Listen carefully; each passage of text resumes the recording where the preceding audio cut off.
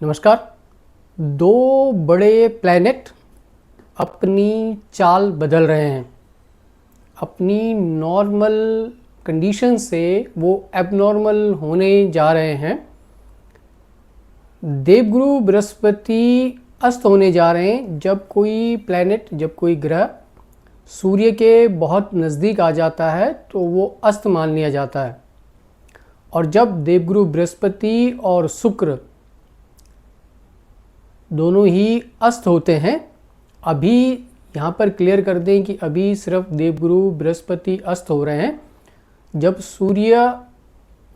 देवगुरु बृहस्पति और शुक्र अस्त होते हैं तो उस टाइम पीरियड में शुभ काम वर्जित होते हैं, शुभ काम नहीं किए जाते हैं।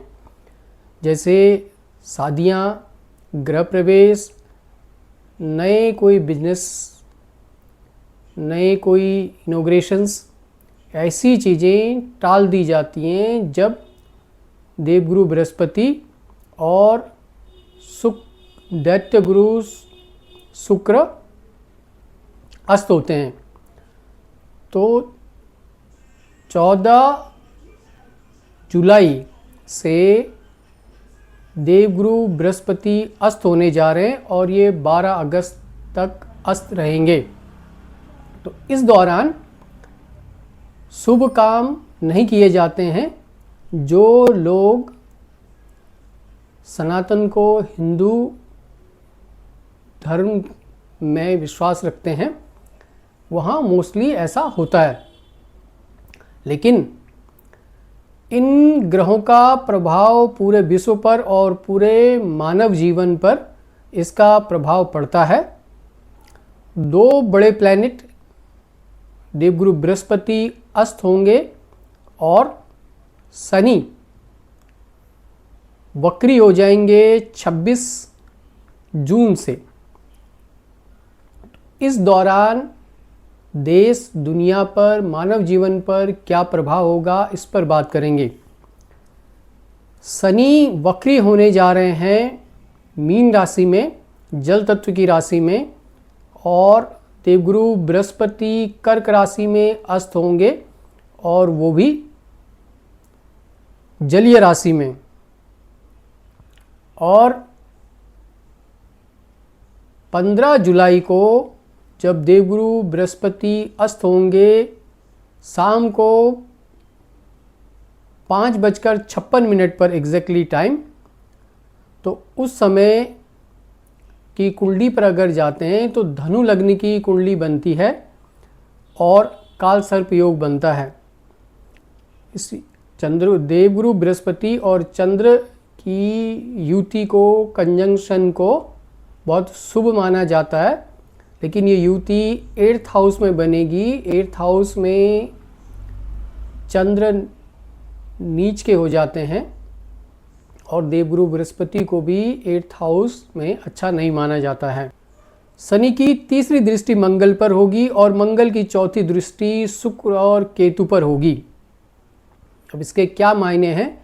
मंगल का पीड़ित हो जाना, 6th हाउस में मंगल पर शनि की दृष्टि आ जाना, इस टाइम पीरियड में ये भी इंडिकेशंस दे रहा है कि विश्व में कोई रोग आ सकता है। कई तरह के रोग, अब विश्व के किस हिस्से में आएगा ये कहना थोड़ा मुश्किल है, लेकिन विश्व के किसी हिस्से में किसी रोग का प्रभाव आ सकता है। काल सर्प योग का बनना, कुछ युद्ध पहले ही चल रहे हैं और कुछ और देशों के बीच में टेंशन पैदा होना। देवगुरु बृहस्पति और शनि सबसे बड़े प्लैनेट हैं जिनके परिवर्तन का, जिनके गोचर का सबसे ज़्यादा प्रभाव पड़ता है। हालांकि ये गोचर नहीं है। अब इसके मेन क्या प्रभाव होंगे, कहाँ पर क्या क्या प्रभाव होगा? सबसे पहले देवगुरु बृहस्पति इस वर्ष, हिंदू कैलेंडर वर्ष 2083 के राजा हैं और मंगल मंत्री हैं। राजा का अस्त हो जाना, और जनरली देवगुरु बृहस्पति एडवाइज़र हैं, सलाहकार हैं, तो सूर्य जो राजा हैं, नॉर्मली ज्योतिष में सूर्य को राजा कहा जाता है और देवगुरु बृहस्पति सिर्फ वर्ष 2083 विक्रम संवत 2083 के लिए राजा माने गए हैं। तो इस दौरान देवगुरु बृहस्पति के अस्त हो जाने का मतलब है गुरु की अच्छी एडवाइस का इग्नोर हो जाना, अच्छी एडवाइस ख़त्म हो जाना। तो राजाओं के यानी जो विश्व में लीडर्स हैं, शासन कर रहे हैं, हेड ऑफ द कंट्रीज़ हैं, उनके ईगो में टकराव आना, वो हमें दिख रहा है कि ये जो युद्ध चल रहे थे ये बीच में थोड़े शांत हुए थे, अभी बढ़ गए हैं। और इस दौरान जब देवगुरु बृहस्पति अस्त होंगे तो ये और बड़ा और भयानक रूप लेंगे। दूसरा, धार्मिक विवाद। एक धार्मिक विवाद पहले ही बड़ा विवाद बना है। अयोध्या में श्री राम मंदिर में कुछ जो गड़बड़ी हुई उसको लेकर विवाद बना है। ऐसे और कोई विवाद भी सामने आए और धर्म गुरुओं के बीच में कोई ऐसी कंट्रोवर्सी जहाँ पर वो अपनी मर्यादा लांगे।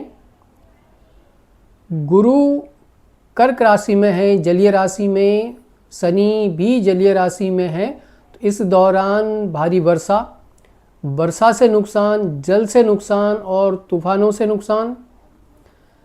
स्टॉक मार्केट पर, इस पर मैंने पहले भी बताया है, पहले भी मेरे वीडियोस में बताया है कि देवगुरु बृहस्पति, शनि और बुध का सबसे ज़्यादा प्रभाव स्टॉक मार्केट पर है।